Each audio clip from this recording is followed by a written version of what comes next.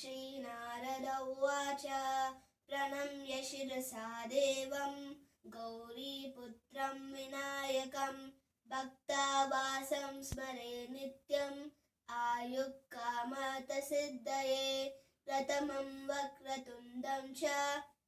एकदन्तं द्वितीयकं तृतीयं कृष्णपिङ्गाक्षं गजवक्त्रं चतुर्थकं लम्बोदरं पञ्चमं च षष्ठं विकटमेव च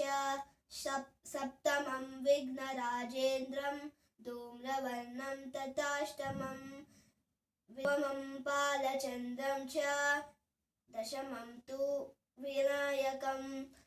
एकादशं गणपतिं द्वादशं तु गजाननं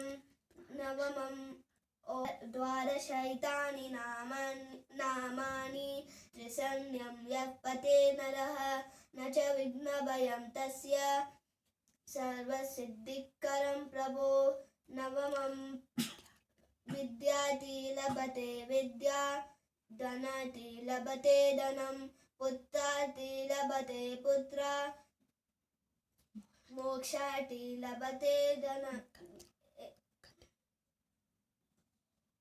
गतिं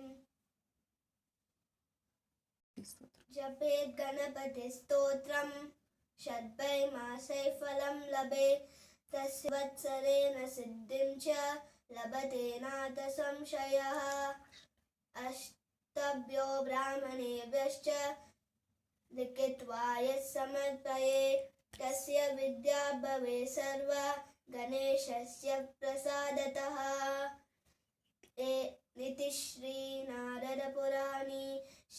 संकटनाशन गणेशस्तोत्रं सम्पूर्णम्।